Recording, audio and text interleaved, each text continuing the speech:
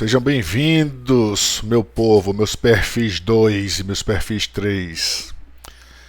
Vamos para a saga do Revalida. A Revalida tá chegando.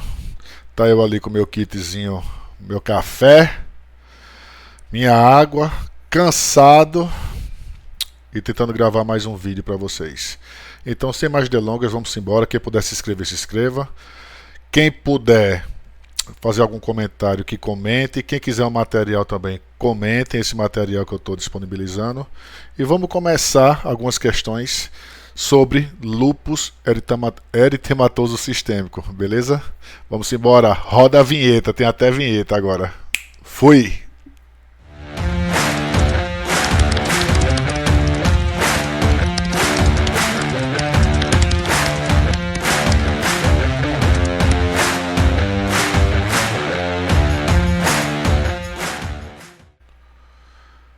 Então vamos embora, meu povo, vamos embora. Lembrando que um assunto super importante, tanto para a prova quanto para a vida, para atendimento, para quem, principalmente para quem está em UBS, é super importante esse tema.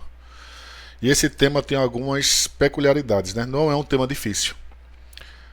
Outra coisa que eu queria falar com vocês também é a respeito das questões. Eu coloquei as questões simples para quando você bater o olho já saber, porque sabemos que na prova do Revalida vem umas questões desse tamanho, contando sobre o caso clínico e vem as peculiaridades de cada enfermidade, de cada doença. Então, eu botei justamente breve o enunciado, já vai estar lá as respostas, vai estar a justificativa das certas e das erradas, para quando bater o olho, a gente já saber do que se trata a questão. Claro, tudo é sobre lúpus eritematoso sistêmico hoje. Então, eu coloquei tudo de uma forma simples. Muito simples. E quando vocês acabarem de fazer as revisões, procurem entrar ou em algum banco de questões ou em algum aplicativo de vocês. Eu uso a inteligência artificial, ou o Copilot, ou o ChatGPT, o Gama, tem vários. Peça, dê um comando para fazer questões tipo INEP Revalida /ENAMED, assim como está no slide, para fazer isso sobre um determinado assunto e peça para justificar. Peça para justificar. Por que eu digo isso? Para vocês saberem por que está certo, por que está errado e quais são as peculiaridades das doenças que são semelhantes. Porque tem muita doença semelhante. Então, vamos dar uma olhadinha no esquema e vamos parar de conversa. Lúpus eritematoso sistêmico, as questões comentadas para revisar para o Revalida. O que é que eu queria falar no início para vocês? Que o perfil da doença, a questão vai trazer mulher com idade reprodutiva de 20 a 40 anos, com proporção de 9:1 em relação aos homens. Isso quer dizer que homens também têm lúpus eritematoso sistêmico, não é só mulher. Mas só que é muito raro acontecer em homens. Portanto, lembrar que tem uma proporção que cai muito em mulher, mas pode vir uma questão ou outra falando dos mesmos sintomas no homem. Então não esqueçam disso. Os sintomas principais, fadiga intensa, febre, astralgia, lesões cutâneas fotossensíveis e manifestações sistêmicas. E as características da doença, é uma doença autoimune, né? Sistêmica e crônica. Tem um curso variável e um acometimento multissistêmico.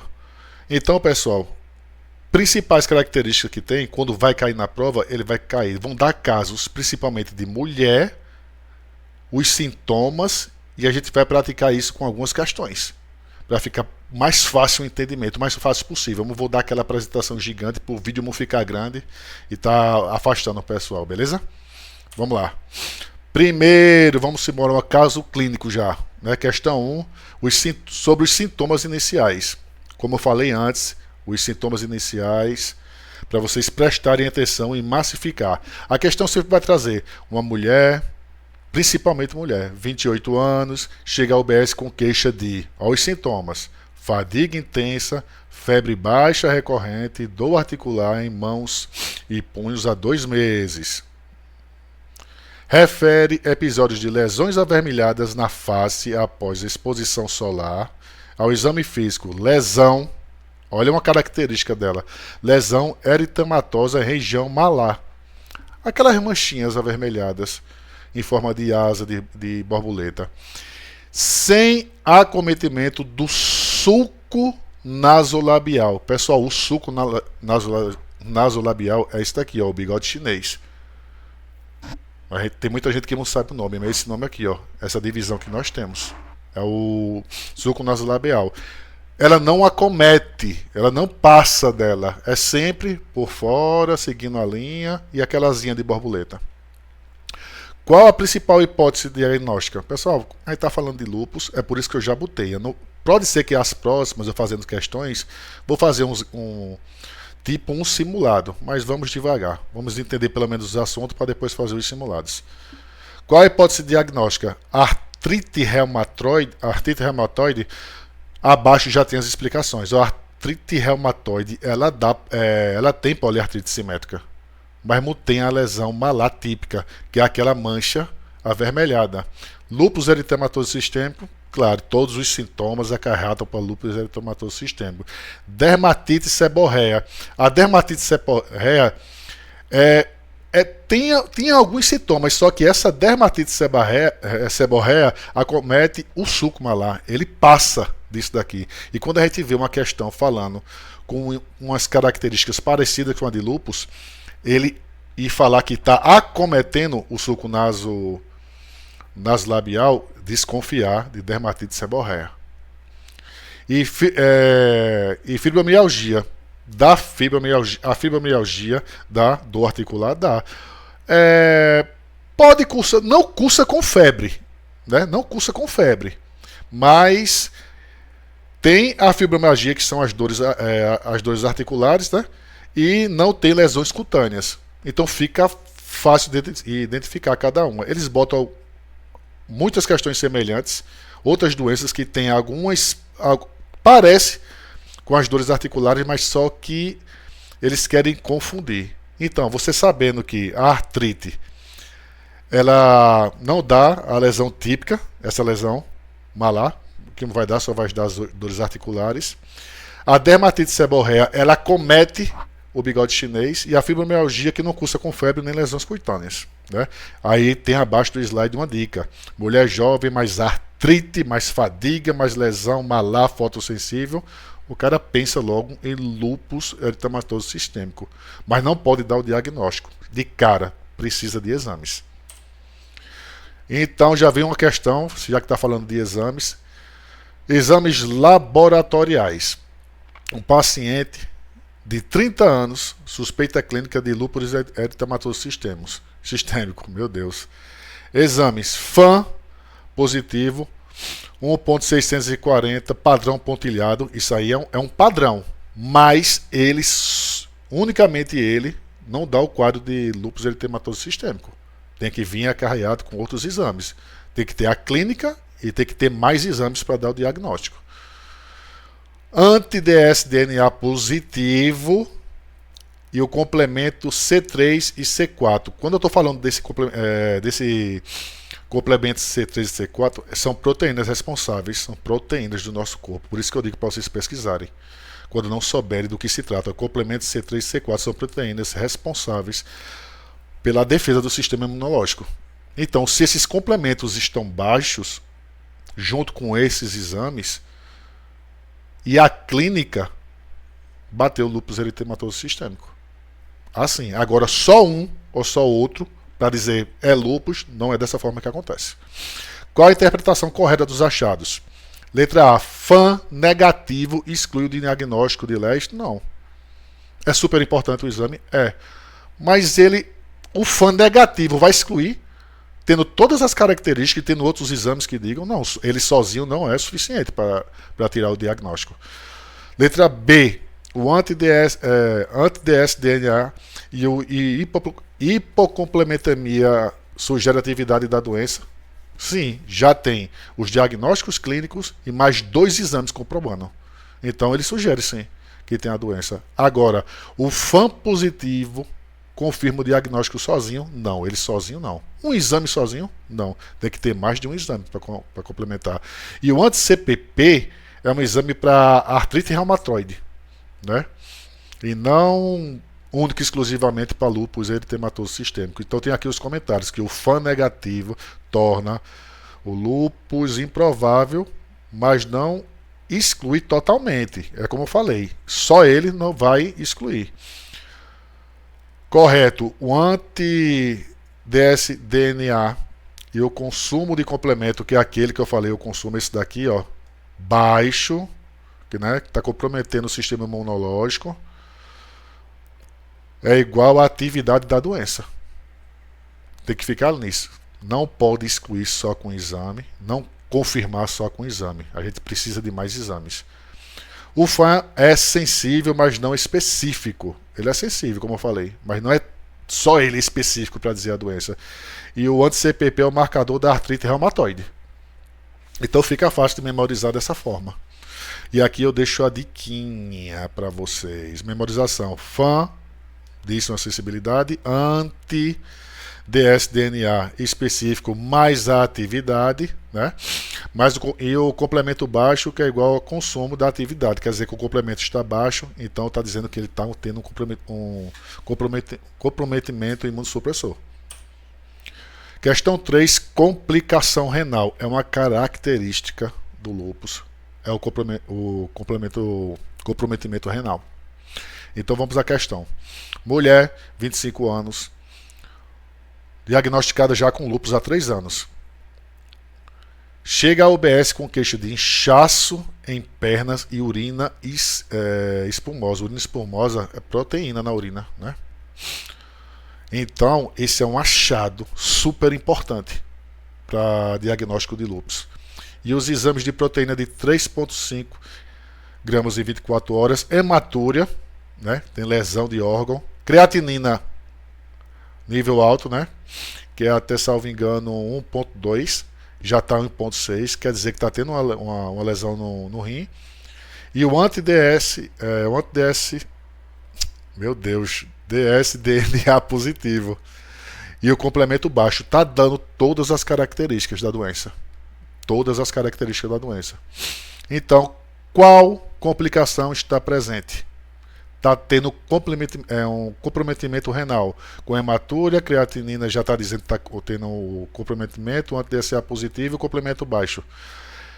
Nefrótica diabética, está falando em nada de diabética. Só botou nefrótica para confundir a cabeça de vocês, por causa da proteinúria. Síndrome nefrótica por lúpus, nefrítica e lúpica. Todas as características, hematúria, proteína, creatinina alta, já está dando que é uma síndrome nefrótica por lúpus. Nefropatia hipertensiva, muito mesmo. Glomerulonefrite pós-streptococcus, piorou. Então vamos aqui à análise dos achados. Não há história de diabetes mellitus. Falou em diabetes na questão? Já cortava logo de cara.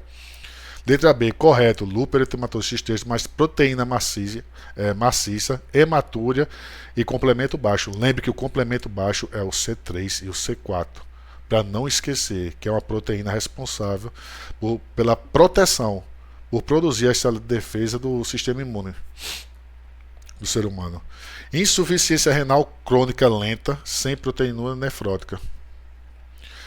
Geralmente em criança com históricos infecciosos recentes, a glomerulonefrite streptococcus.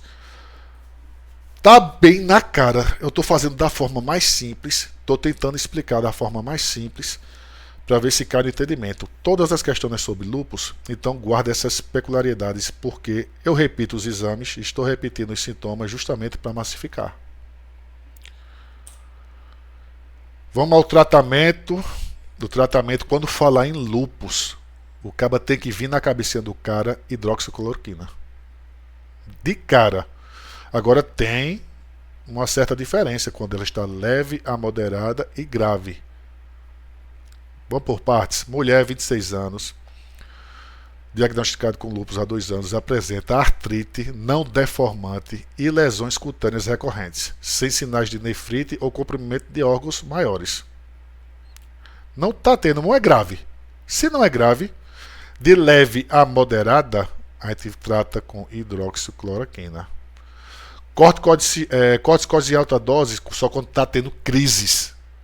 Aí sim a gente vai entrar com corticoide. Ciclofosfamida endovenosa e os outros também. São para crises. Tem aqui, ó, hidroxicloroquina correto, que indica para todos os pacientes com lúpus, exceto nas contraindicações. Quais são as contraindicações? Alergia ao medicamento, hipersensibilidade, retinopatia e etc. Né? Se tiver contraindicações, em algum desses casos, estudem sobre isso para saber quais são as contraindicações, para pelo menos saber de alguns. É super importante. Corticoide de alta dose, aqui, ó, corticoidezinho de alta dose, reservado para surtos graves, nefrite, psiquiátrico, mas não é a primeira linha. Tem que ser em surtos graves.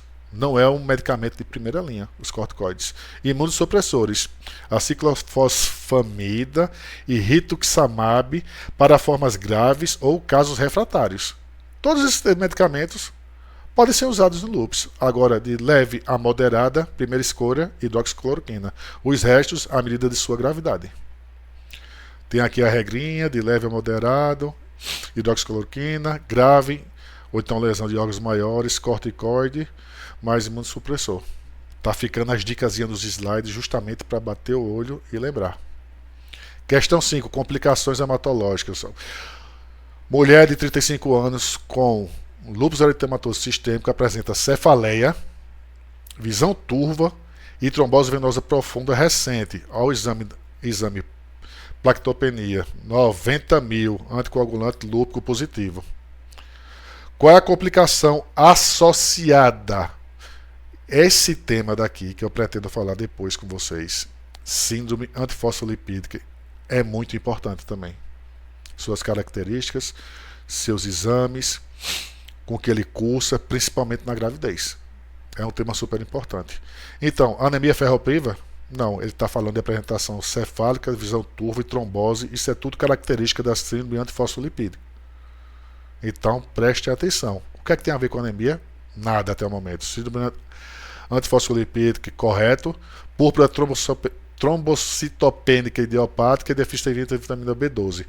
Como sempre, eu saio colocando aqui um lembretezinho para vocês. Primeiro, síndrome antifosfolipídica é a questão correta, como foi falado, porque ela cursa com trombose, plaquetopenia, anticorpos antifosfolipídicos, que é o exame e o diagnóstico clássico para essas lesões, que ela está vindo acompanhada com lúpus. Porque as outras opções estão erradas, né? O anemia ferropriva, TPI, deficiente de vitamina B12 não explicam trombose arterial venosa. Não explica. Não tem nada a ver com o assunto. Mas botaram e era uma questão fácil, caso caísse. E tem uma associação importante. O lúpus, mais a trombose, mais os anticorpos antifosfolipídicos e a síndrome antifosfolipídica. É igual a síndrome antifosfolipídica. Esse é um tema também super importante que precisa estudar e precisa ser comentado. Então tem os critérios diagnósticos do resumo. Em resumo, critérios cutâneos, que é o Hashimoto, como eu falei para vocês, lesões discoides, fotossensibilidades e úlceras orais. Úlceras orais nem tanto, mas quer queira, quer não, uma vez ou outra costuma aparecer. Os exames de laboratório, que é o FAM positivo, o anti-dsDNA, o anti-SM e anticorpo antifosfolipídicos. É um exame super importante para dar o diagnóstico, mais a clínica. A artrite.